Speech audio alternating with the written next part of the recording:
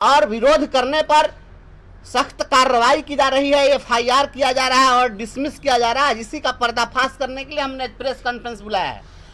जो पैसे आए हैं शिक्षा विभाग में और इसका किस तरह से बंदर बांट हो रहा है और कितना घोटाला हो रहा है। एक बार फिर से मेरे न्यूज टीचर न्यूज 2.0 में आप सभी शिक्षक साथियों का स्वागत है। देखते हैं शिक्षा विभाग से एक बड़ी अपडेट। आपको बता दें कि अपर मुख्य सचिव के पाठक को शिक्षक नेता परिवर्तनकारी प्रारंभिक शिक्षक संघ के प्रदेश अध्यक्ष बंशीधर बरजवासी के साथ पंगा लेना पड़ गया महंगा। तो पूरी जानकारी के लिए चैनल पर बने रहें। उससे पहले मेरे चैनल को अभी तक सब्सक्राइब नहीं किए हैं तो कृपया चैनल को सब्सक्राइब कर ले और बेल आइकन को प्रेस कर दे ताकि आने वाले हर एक वीडियो का नोटिफिकेशन मिले सबसे पहले आपको। तो आइए देखते हैं वीडियो को विस्तार से। जैसा कि आपको बता दें कि आप सभी जान रहे हैं कि परिवर्तनकारी प्रारंभिक शिक्षक संघ के प्रदेश अध्यक्ष बंशीधर बरजवासी को बर्खास्त कर दिया गया है। अपर मुख्य सचिव के पाठक के आदेश के अनुसार नियोजन इकाई को पत्र लिखकर इस पर आपको बता दें कि शिक्षक नेता बंशीधर बरजवासी बौखला गए हैं और शिक्षा विभाग का पूरा खोल कर रख दिए पोल। जैसा कि आपको बता दें कि अपर मुख्य सचिव के पाठक लगातार समय का इंतज़ार करते हैं, उसी तरह शिक्षक नेता बंशीधर बरजवासी ने भी समय का इंतज़ार किया और ऐन वक्त पर ही शिक्षा विभाग का पोल खोल कर रख दिया। बड़ा खुलासा हुआ है शिक्षा विभाग का। तो आइए सुन लेते हैं क्या कुछ कह रहे हैं शिक्षक नेता बंशीधर बरजवासी। पैसे आए हैं शिक्षा विभाग में और इसका किस तरह से बंदर बांट हो रहा है और कितना घोटाला हो रहा है। 900 करोड़ रुपया केवल आया है बेंच डेस्क के खरीद के लिए और इसके लिए पटना से ही इन्होंने एजेंसी तय की थी। 70 एजेंसियों का चयन किया गया पटना से। यह डायरेक्टर एडमिनिस्ट्रेशन ने एक सूची जारी की थी जिसमें 70 एजेंसियों को सूचीबद्ध किया था और इसमें कहा था कि बेंच डेस्क की जो आप खरीद करेंगे इन्हीं एजेंसियों से करेंगे और यदि इस एजेंसी से करने में आपको दिक्कत होती है तो जिला स्तर पर कोई भवन निर्माण विभाग या पथ निर्माण विभाग के द्वारा सूचीबद्ध अगर कोई एजेंसी है तो आप उससे क्रय कर सकते हैं।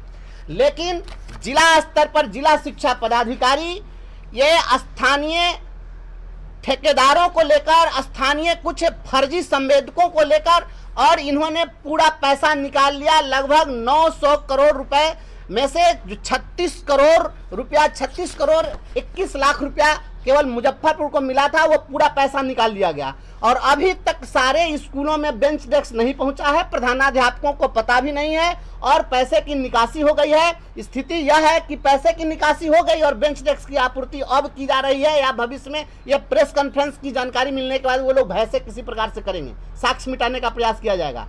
और जो बेंच डेस्क मार्केट में 2000 रुपए में उपलब्ध है उसका 5000 का बिल वाउचर बना करके निकाला जा रहा है। लगभग 1/3 का काम हो रहा है और 2/3 लुटाया जा रहा है।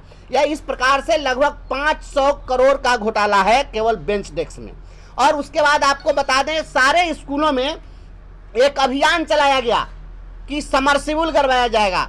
आप जानते हैं कम से कम उत्तर बिहार में तो ऐसी स्थिति नहीं है जहां पर स्कूलों में पेयजल का संकट हो। सारे स्कूलों में एक एक दो दो चापाकल है, इसके बावजूद वहां पर केवल लूट बाजारी करने के लिए समरसिबल कराने का नाटक किया गया है। और एक समरसिबल का जो इन्होंने बनाया है वाउचर वह 2,64,000 रुपए का एस्टिमेट है और 2,64,000 रुपए में जो कुछ भी काम किया जाना है, एक भी मैं चुनौती के साथ कहता हूं आदरणीय के पाठक जी, आपको अगर आईना दिखाने पर आप कार्रवाई करते हैं और डर दिखाते हैं तो ये आईना आपके लिए अच्छा है। इस चेहरे में आप अपनी सूरत को देख लीजिए, आपको पता चल जाएगा हकीकत क्या है। आईना तोड़ने से कुछ नहीं होने वाला है।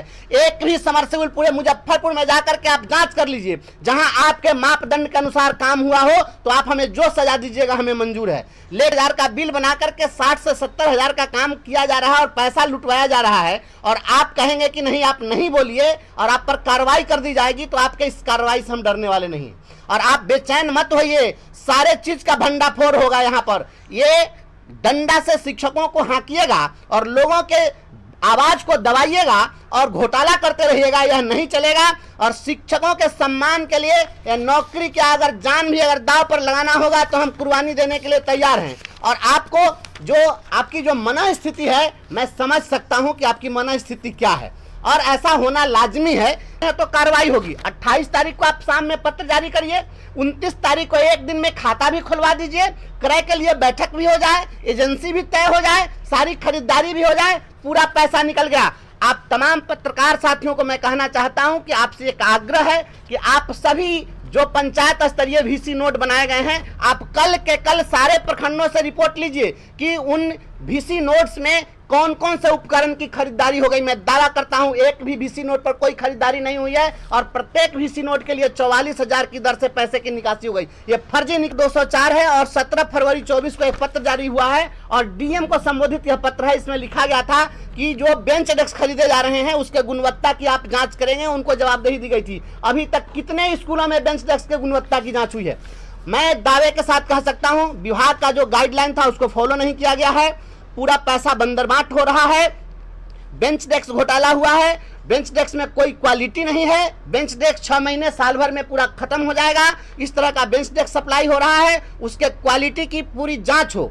और शिक्षकों के ऊपर जो हंटर चलाने का प्रयास किया जा रहा है, ये आपके हंटर से हम लोग डरने वाले नहीं हैं और बिहार के शिक्षकों को गुलाम आप नहीं समझिए। हम यह अपील करते हैं और हम यह मांग करते हैं राज्य सरकार से और राज्यपाल महोदय से मांग करते हैं कि के पाठक जी के रीजन में जितना पैसा रिलीज हुआ है और जो खर्च हुआ है, पूरे क्रय, उसके अभिस्रव, इन तमाम चीजों की जांच हो। स्कूलों पर आपने निर्धारित किया था कि विद्यालय स्तर पर जो क्रय समिति है वह क्रय समिति कम से कम 3 संवेदकों से कोटेशन प्राप्त करेगी। आप कोटेशन पता कर लीजिए, जो संवेदक वहां सामान सप्लाई किया है कंप्यूटर से फर्जी एक कोटेशन दे दिया है और उसी कोटेशन के आधार पर यहां से खरीदारी हुई है। कोई विद्यालय स्तर पर क्रय समिति ने कुछ नहीं किया है। हेडमास्टर का या तो फर्जी दस्तखत किया गया है या दबाव दे करके दस्तखत कराया गया है और पैसे की निकासी हुई है। और आज जिस तरीके से अच्छे पदाधिकारियों पर कार्रवाई कर रहे हैं और लुटेरों को लूट की पूरी छूट दे रहे हैं, तो ये इसकी जांच होनी चाहिए। और रही बात हमारे निलंबन और बर्खास्तगी की, तो निलंबन और बर्खास्तगी के लिए जो आप कह रहे हैं कि यह शिक्षक का आचरण नहीं है, तो क्या राज्यपाल के महामहिम राज्यपाल को चुनौती देना एसीएस का क्या यह कैरेक्टर है? शिक्षकों को वीसी में गाली देना, पदाधिकारियों के वीसी में रात में 11 बजे तक वीसी करके माँ बहन की गाली देना, अगर गाली देना अगर आईएएस का कैरेक्टर है तो विरोध करना शिक्षक का कैरेक्टर निश्चित रूप से हमेशा रहा है और रहेगा। और गाली देने वाले को हम गालीबाज कहेंगे, भ्रष्टाचार करने वाले को भ्रष्टाचारी कहेंगे, डंके की चोट पर कहेंगे। और यह जो लड़ाई है शिक्षा और शिक्षकों को बचाने की लड़ाई है, इस लड़ाई को हम लड़ते रहेंगे। आपने तो अभी आप सुन रहे थे शिक्षक नेता प्रदेश अध्यक्ष बंशीधर बर्जवासी की प्रेस कॉन्फ्रेंस वार्ता।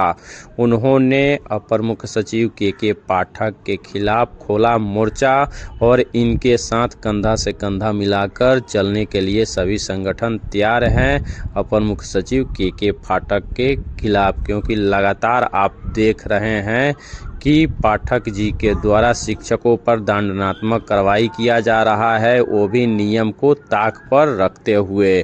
तो वीडियो में इतना ही। वीडियो में लास्ट तक बने रहने के लिए धन्यवाद। वीडियो को ज़्यादा से शेयर करें, वीडियो को एक लाइक अवश्य करें और चैनल को सब्सक्राइब जरूर करें इस तरह के शिक्षा विभाग से लेटेस्ट अपडेट पाने के लिए।